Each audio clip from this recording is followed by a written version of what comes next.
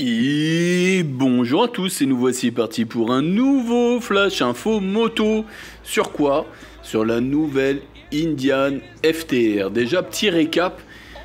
Qu'est-ce que Indian? Indian, ça a été racheté par Polaris. C'est un groupe à la base qui est américain. C'était un petit peu la guéguerre entre Harley Davidson et eux. Indian, créé en 1901. Harley 1903, donc c'est à celui qui est le plus ancien, etc. Donc en termes d'histoire, c'est le plus ancien fabricant de motos américain. Le problème, c'est qu'ils ont fait faillite et qu'ils ont été rachetés par Polaris, qui développe la marque depuis quelques temps, en reprenant certains modèles qui venaient de la marque Victory, et qui maintenant, par exemple comme le FTR, où c'est un modèle qui est à part entière de chez Indian.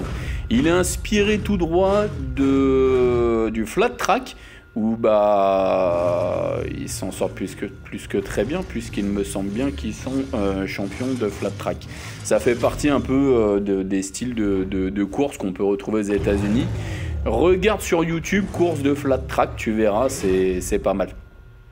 Donc là on a un gros moteur en V, en 1200, donc très coupleux avec 118 Nm et 123 chevaux.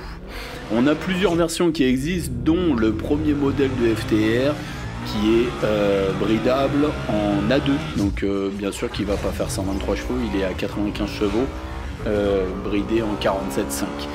Je t'avouerai que j'ai jamais essayé cette moto et pourtant j'aime bien la gueule qu'elle a. Je me demande bien ce que ça peut donner en comportement routier. N'hésite pas à me dire en commentaire si toi tu l'as déjà essayé et même tout simplement ce que tu penses de ce modèle là. En tout cas, ce modèle là, celui qu'on voit sur la vidéo là, c'est la FTR Sport. C'est le nouveau modèle de FTR. Enfin, c'est comment on pourrait dire, la nouvelle finition, on va dire. Parce que tu avais déjà le premier modèle de FTR qui existait.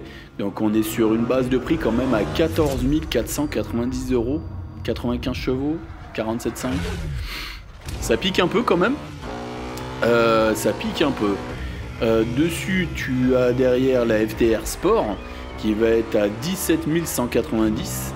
Elle est au même prix d'ailleurs que la FTR Rally. Dessus sur la Sport, donc tu as 123 chevaux comme je te disais tout à l'heure. 118 Nm dessus. Tu as des étriers avant-arrière en Brembo. Tu as 3 modes de conduite. Bon, ça c'est plutôt basique. 3 modes de conduite. Tu as le pluie, le standard et le sport bien sûr. Dessus tu vas avoir tout ce qui est contrôle anti-wheeling avec l'aide en freinage en virage. Mais par contre ce qui est intéressant c'est que tu peux le désactiver. On sait jamais si tu veux arriver un peu fort dans un virage et qu'elle glisse un petit peu, c'est vite qu'il te bride trop comme ça et que tu sois un peu frustré. Dessus, tu as une suspension avant qui est réglable. Bizarrement, c'est marqué que tu as que la suspension avant réglable. Pour moi, la suspension arrière aussi est réglable, mais à confirmer. En tout cas, je trouve que c'est vraiment des belles machines. Que ça soit la FTR normale, la FTR Sport comme on peut voir là dans la vidéo, la FTR Rally, faut que tu regardes. Je vais te mettre les liens des différentes et tu as une dernière FTR qui est la carbone. On rajoute juste du carbone en gros dessus. Je te mets le lien en description, à toi de te faire une idée.